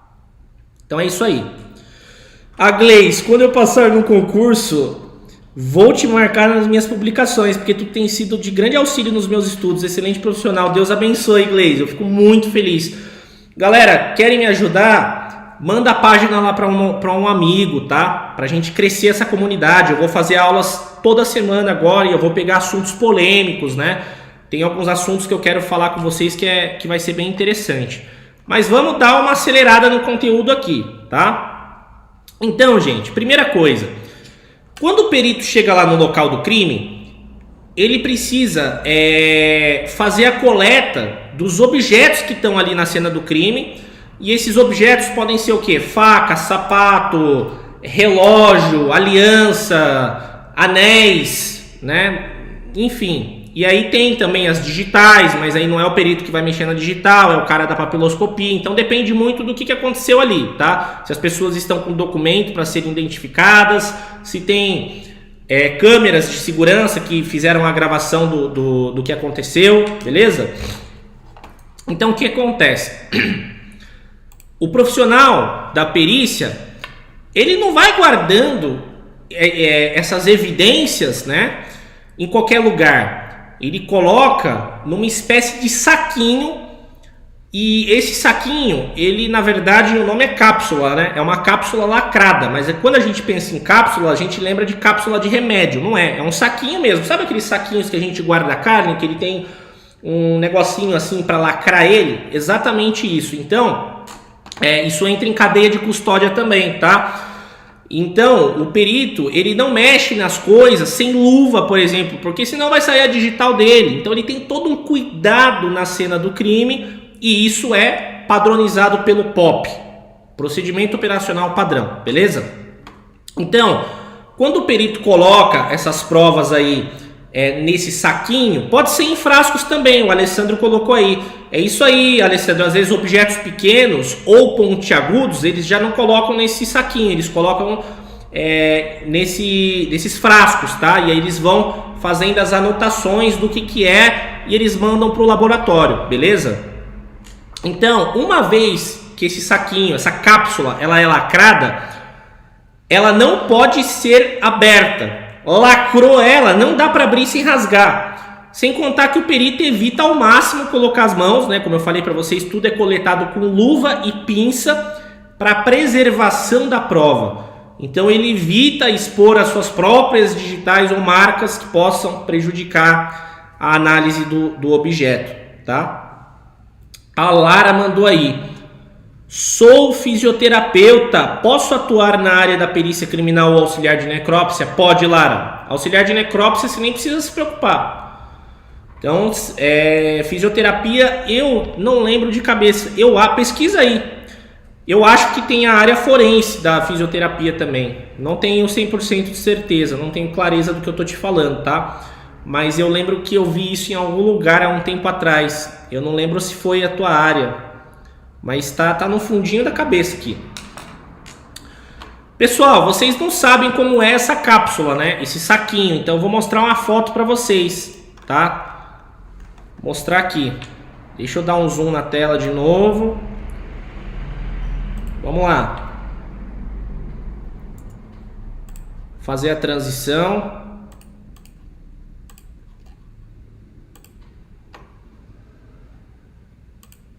Aí, foi. Olha só. Opa. Tá vendo? Vou tentar dar mais um aqui, ó. Ó. Atenção, tá escrito aqui: o processo de lacrar o envelope é de total responsabilidade, é de sua total responsabilidade. Após o fechamento, verifique se todos aqui não dá para ler, provavelmente todos os objetos estão perfeitamente encaixados em suas cápsulas, beleza? Então tá aqui, ó. Superintendência da Polícia Técnico-Científica, tá bom? E aqui vem as marcações que eles escrevem aqui, o que é o que, beleza? Então tá escrito aqui: se o selo acima for blá blá blá blá blá blá blá blá, então não pode, tá? Não pode abrir. Uma vez lacrado, uma vez aberto, é isso aí. Não pode mexer, tá? Vamos fazer a transição aqui novamente. Acho que deu para entender, né, gente?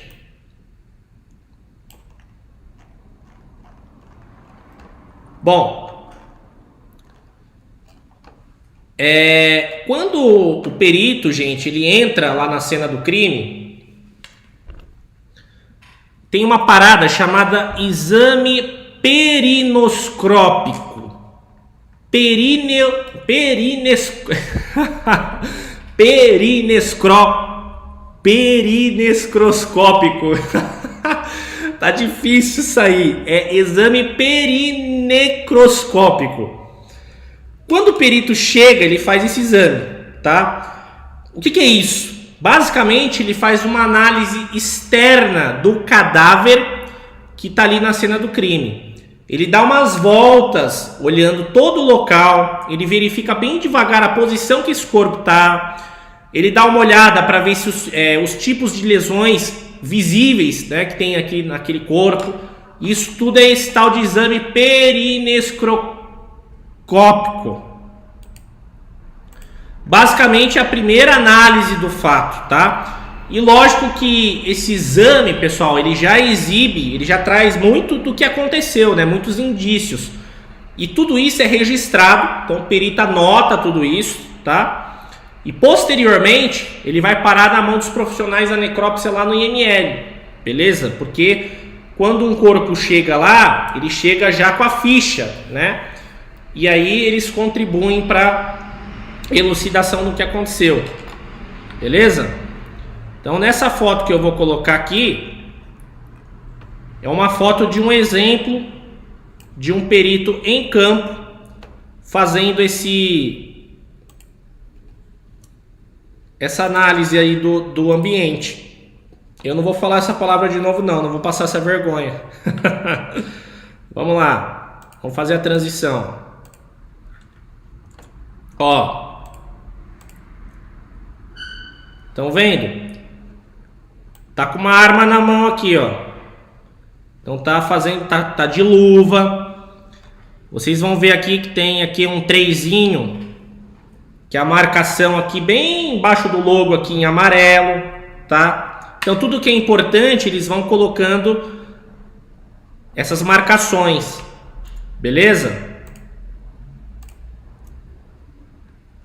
Então vamos voltar aqui.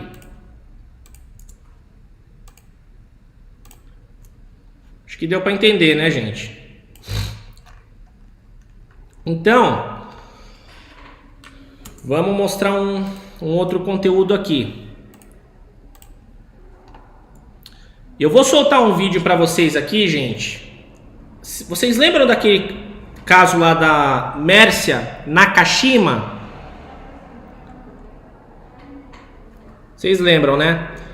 A Vanderlice perguntou aí, sou pedagoga, tem como entrar na perícia auxiliar de necrópsia? Tem sim. Sou técnico de enfermagem, onde posso atuar? Andréa, quase todos os campos. Ah não, você tem técnico, né? A faculdade de enfermagem, ela permite, né, você prestar concurso para muita coisa. Mas o técnico você pode prestar para auxiliar ou técnico de necrópsia mesmo. O Elton comentou aí que começa a cadeia de custódia. É isso mesmo, Elton, aí que começa. O Alessandro colocou, esse saquinho só pode ser aberto por profissional, tem que identificar quem abriu. É verdade, tá? Então tudo é registrado, gente. Porque faz parte da área médica legal. Prestar contas para a justiça, beleza? Então basicamente é isso.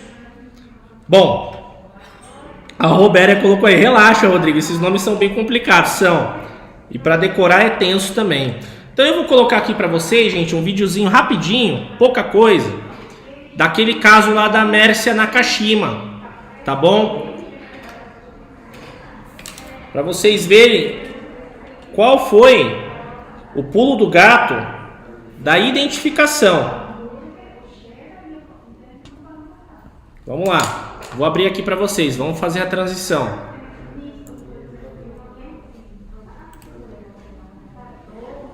Vamos lá.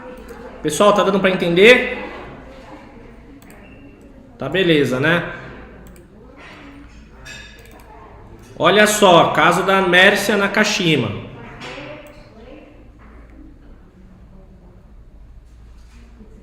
Vou colocar só na parte interessante.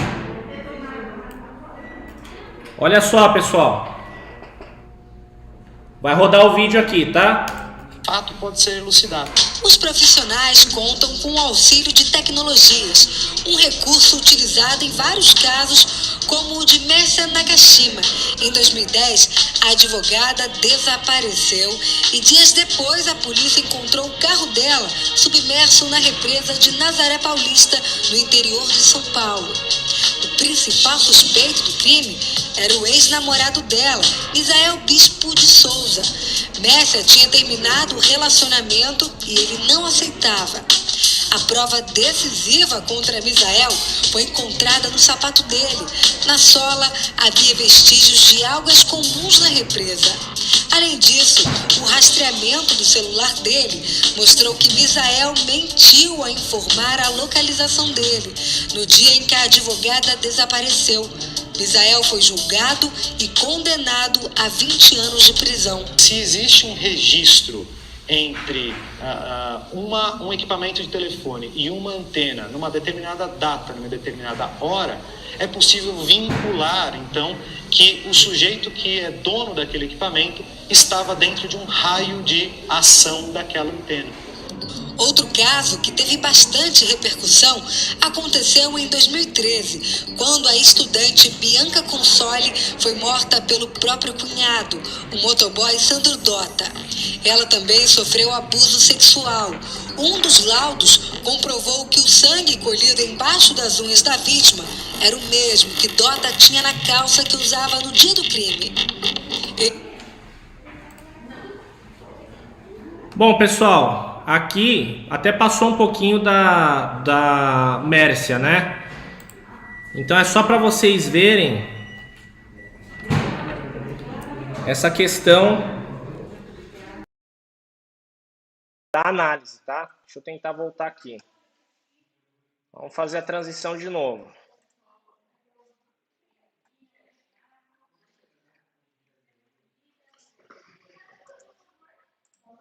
Bom, então o que acontece, gente? Qualquer evidência, ela vai contribuir para a elucidação de um crime, tá? Qualquer uma. Pode pegar aqui, Matheus, pode vir, tranquilo. Não atrapalha não, pode pegar. Então, gente, tudo é necessário, né, fazer essas coletas, fazer as benditas identificações. Muitos casos, é mais de uma esfera da polícia científica que vai contribuir, né, para aquela elucidação daquele caso, né? Pessoas que tiveram entes queridos que sumiram, de repente a pessoa desapareceu lá de um dia para o outro. Então é feito esse trabalho, né, que é desenvolvido aí pela Polícia Civil, científica, e aí eles vão, é um quebra-cabeça, eles vão juntando as pecinhas até chegar na conclusão, né? Então, nesse sentido, todas as áreas trabalham em uma sincronia, tá? E pode ser desde catástrofes aí, como eu falei, aquela questão de deslizamento, acidentes, até crimes mesmo de uma pessoa matar a outra, tá? Homicídio e afins. Beleza? O áudio ficou um pouco baixo mesmo no vídeo, gente. É porque tá reproduzindo aqui do meu notebook, beleza?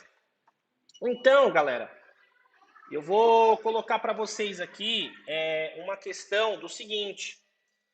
Por exemplo, vamos supor, né, que tem uma troca de tiros, uma cena de crime, né? Vamos supor que uma galera aí tentou assaltar um banco, os bandidos estavam, né, fortemente armados, e aí deram um monte de tiro. O que acontece? Quando a pessoa, quando no caso o autor ali do disparo, ele atira, né, quando acontece o ato, aquela bala, aquele projétil vai ficar na cena do crime, beleza? Só que vocês imaginem aí, esses criminosos trocam tiro com esses policiais por mais de 2 horas e depois esses caras fogem. Vocês imaginam a quantidade de projétil que vai ter no local? E aí fica uma pergunta, né? O que o perito faz? com essa porrada de projétil, cartucho, ele coleta tudo? Porque imagina, tem lá 3.000 projéteis. Ele vai coletar os 3.000? O que vocês acham? Põe aí nos comentários. O que vocês acham que o perito faz? Ele coleta mesmo? Ou ele pega só um ou outro? Qual é o critério que vocês acham que existe para isso?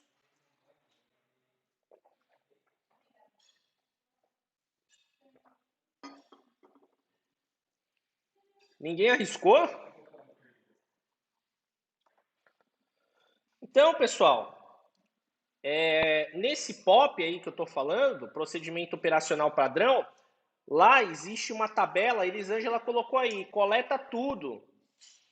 O Alessandro, creio que um de cada calibre. É uma linha de raciocínio interessante. A Gleice colocou aí, ele deve pegar os mais relevantes para análise. Viviane, tem que coletar tudo. Então, o que acontece, gente? Existe uma tabela, que o POP, né, o procedimento operacional padrão, ele pensou em tudo. Existe uma tabela que harmoniza essa relação de lote e amostras, tá? Por exemplo, dá para ver que se tiver de 2 a 8 cartuchos, com características semelhantes, aí entra a linha de raciocínio aqui do Alessandro, né? Creio que um de cada calibre. Então, é levado pelo menos 2 para a amostra. E assim vai por ordem crescente.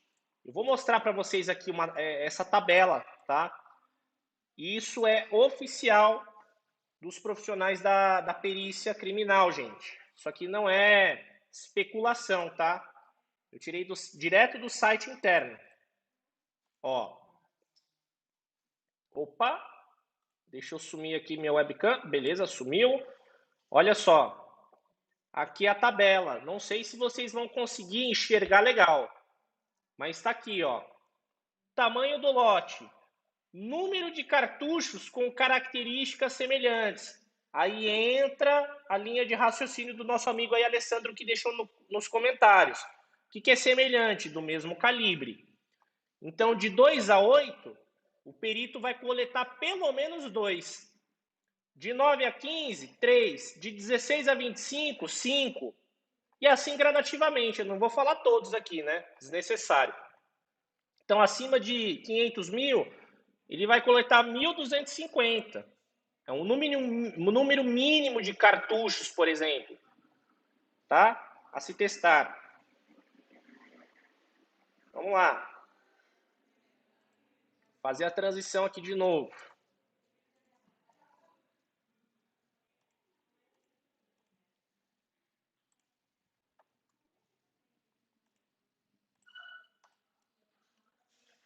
Então, gente, basicamente é isso, tá? Então, lá no laudo pericial, porque o perito ele fica responsável por fazer esse laudo. Então, no laudo pericial, a quantidade de cartuchos que vão ser submetidos ao teste de eficiência, os métodos e as técnicas adotadas, né? Ele vai estar lá, beleza? Rodrigo, por que a perícia criminal? Por que ela pega projétil que já foi utilizado? Porque eles fazem uma análise laboratorial. Eles levam para o laboratório e o que acontece? As armas, gente, ela tem... qualquer arma de fogo, ela pode ter ou não alma, beleza? Isso daí é uma informação que não é tão divulgada. O que é a alma da arma, tá? No cano da arma, na parte interna, na parte de dentro, tem algumas ranhuras, tá? É como se fosse um desenho mesmo, em volta dela, assim. Tem algumas que tem outras que não. Eu não vou entrar nesse critério agora, porque senão, né, já estamos caminhando para 2 horas de aula. Eu não vou entrar nesse mérito, mas quando a pessoa ela dá um disparo, essas ranhuras, essas marcas, ficam na bala, fica no projétil. E aí o profissional faz a análise microscópica daquele projétil para ver se eles acharem, por exemplo, 5 pistolas lá, eles vão pegar essas balas e eles vão fazer a referência, eles vão, né, fazer a análise para ver qual pertence a qual arma, beleza? Então isso aí é infalível, tá? Cada projétil disparado vai ter uma característica própria da arma da qual ela foi disparada, beleza? Quem já viu o CSI aí sabe do que eu tô falando, né? Marjane colocou aí, estou formando em graduação em enfermagem, posso ser perita criminal? Deve. A enfermagem é a mais comum das graduações, ela é aceita em quase todos, tá? Aí a Gleice colocou aqui, então no caso de morte por bala perdida, coleta um de cada para análise até descobrir qual arma utilizada? Se tiver a arma próximo, né, se os peritos conseguirem coletar a arma, sim, mas exige outras investigações de outras esferas fora da perícia, tá? O Alessandro colocou aí, juiz pode pedir horas já. E aí tem gente que pergunta assim, pô, Rodrigo, o que tem na maleta do perito, cara? O que o perito leva? Vou mostrar para vocês o que o perito leva. Quer dizer, eu podia abrir uma maleta aqui, né? Mas eu não tenho. Mas eu vou mostrar uma imagem interessante aqui para vocês verem. Vamos fazer a transição, vamos lá.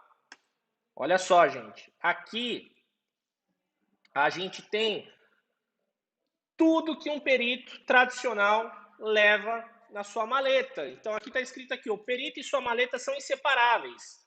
Ela instrumentaliza o profissional na hora de analisar a cena do crime. Então tem papel filtro. Papel filtro serve para quê? Para coleta residuográfica de vestígios de projéteis que indicam se a pessoa efetuou ou não o disparo com arma de fogo. Tesoura, usada para cortar a roupa da vítima na hora de verificar ferimentos. Também ajuda na coleta de materiais para o laboratório, como cabelo, por exemplo.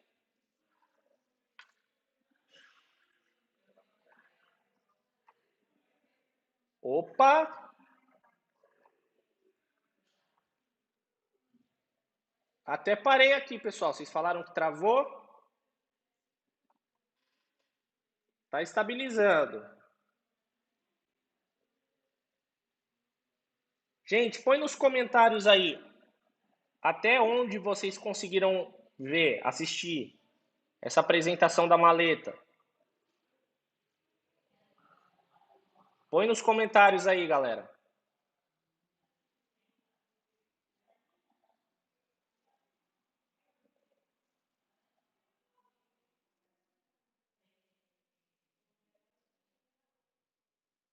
Beleza, vamos prosseguir então.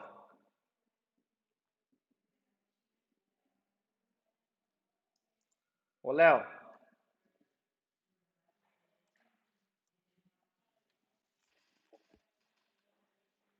Tá oscilando muito agora, cara.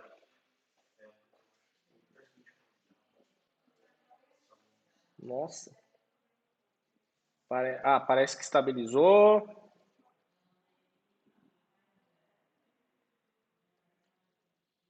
Vocês estão me ouvindo, gente? Parece que foi agora. Legal. Tá voltando. De vez em quando dá essas osciladas aí, né? Vamos resumir aqui, gente. Perito, ele tem papel filtro para coleta residuográfica de vestígios de projéteis que indicam se a pessoa efetuou ou não o disparo com arma de fogo. Ele tem tesoura. A tesoura ela é usada para cortar a roupa da vítima na hora de verificar ferimentos. Também ajuda na coleta de materiais para o laboratório, como cabelo. Ele tem água oxigenada. A água oxigenada, gente, ela identifica algumas substâncias. Por exemplo, em contato com o sangue, a água oxigenada ela borbulha, tá?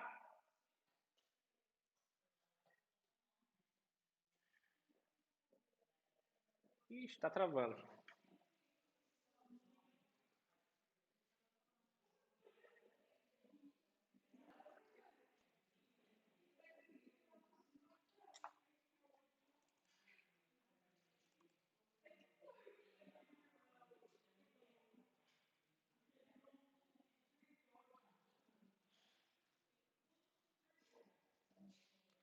Tô aguardando a conexão estabilizar, gente.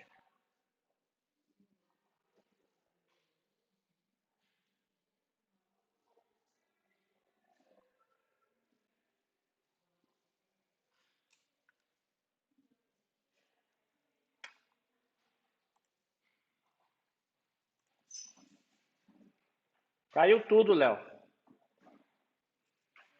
Nossa.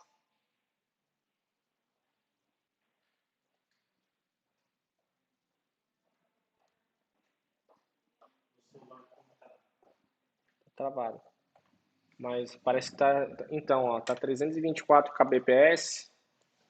Tava 5.000 agora há pouco. Tá bem baixinho, 98. Tem hora que chega a 0. Bom.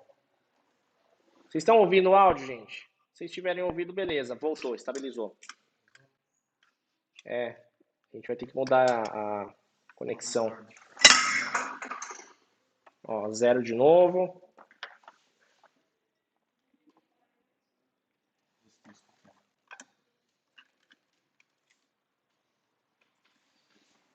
Vamos lá, pessoal. Estamos no final já da... Estamos no rumo aos finalmente. Então, vamos lá. Pessoal, começou a cair repentinamente.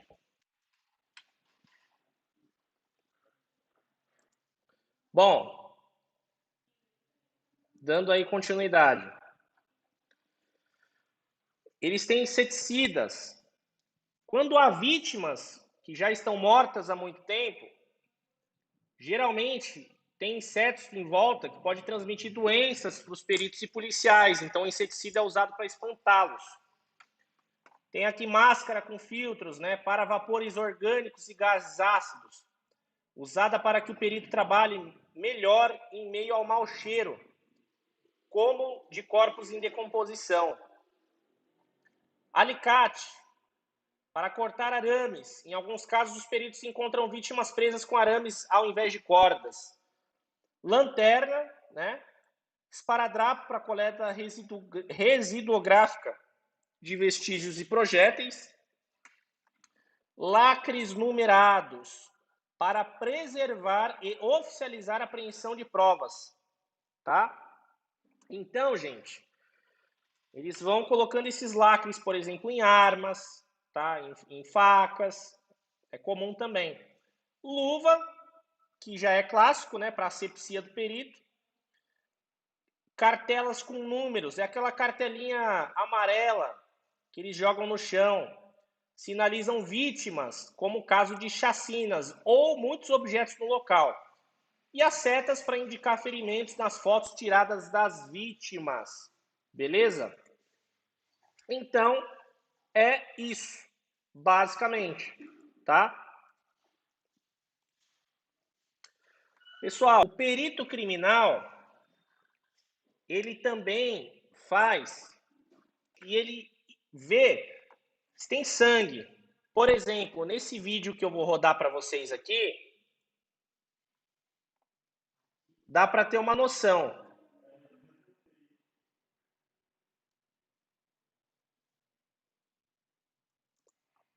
Vamos lá. Olha só o que acontece quando o martelo bate. Vocês percebem que está espirrando tudo?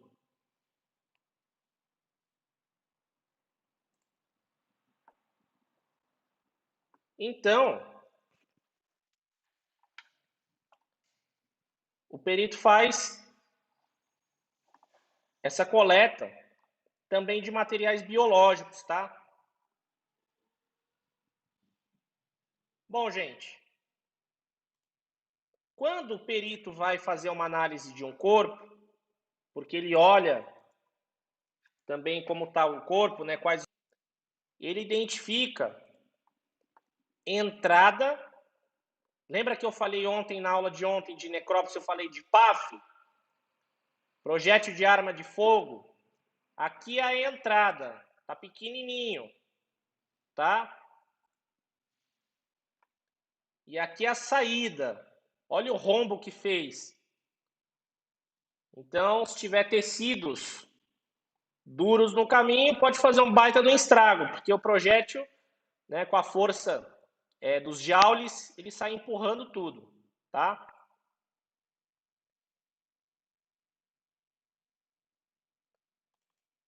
Coloquei essa imagem aqui. Então, basicamente é isso, né? Aqui tem a cena do crime, remédios espalhados. Só um exemplo para vocês, tá? A posição da arma, a forma com a qual a pessoa foi baleada. Perito, na hora dele fazer essa análise, ele vai ver, por exemplo, se está chamuscado aqui. Lembra que eu falei? Aquela zona de tatuagem. Para ver se o tiro foi dado encostado. Se o tiro for encostado, pode ser que tenha sido um suicídio, tá? Então tem todo esse processo. Vou fazer a transição aqui, do qual o perito faz essas análises. Pessoal, vou dar um minutinho para dúvidas. Alguém tem dúvida? Joga nos comentários. 2 horas de aula e ainda estamos com 60 pessoas aqui. Vocês são um guerreiro, hein?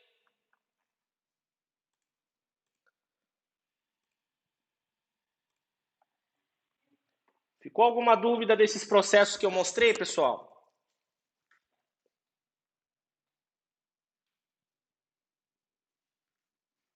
Vocês estão conseguindo me enxergar também? Acho que agora tá legal a conexão, né?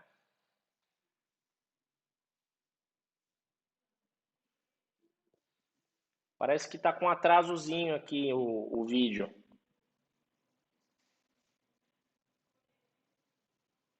Dá um segundinho aí para os comentários.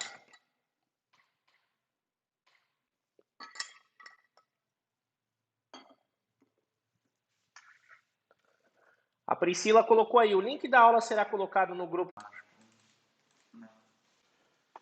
Voltamos.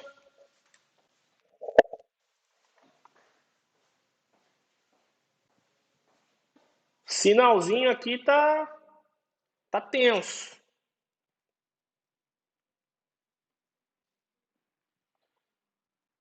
É isso. Bom, pessoal, basicamente, esse foi o conteúdo de hoje, tá? 2 horas de aula. Então, a gente falou bastante aí. Parece que a conexão estabilizou de novo. Eu tô com um problema na minha região aqui, não é a nossa internet que tá ruim. O problema é na região, eles estão fazendo uma manutenção, então a internet está oscilando muito. Vocês veem que a aula anterior foi excelente, né? A gente teve uma excelente resposta aí na aula. Mas bom, gente, basicamente é isso.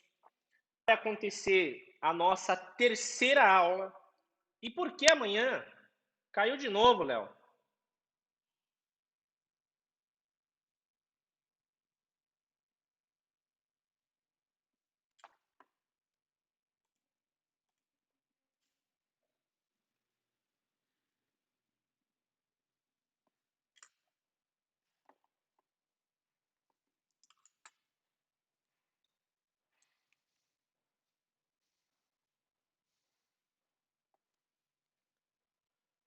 Então amanhã, pessoal, vai ser a nossa aula mais importante. E por que vai ser a aula mais importante? Porque amanhã eu vou mostrar para vocês mais sobre o campo que não precisa de concurso, tá? Onde o que vocês podem fazer, caiu de novo.